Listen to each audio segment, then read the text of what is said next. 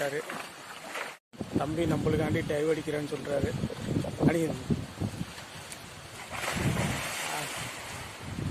Super தம்பி, super.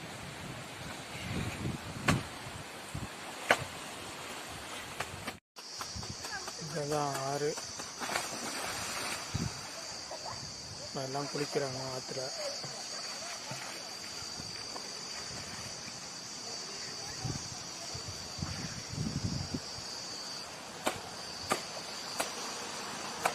ஞாயிற்றுக்கிழமைனா இன்னும் நல்லா இருக்கும் ஆறு. ஏன்னா லீவில் எல்லாம் வந்து குளிப்பாங்க, ஜேன்னு இருக்கும்.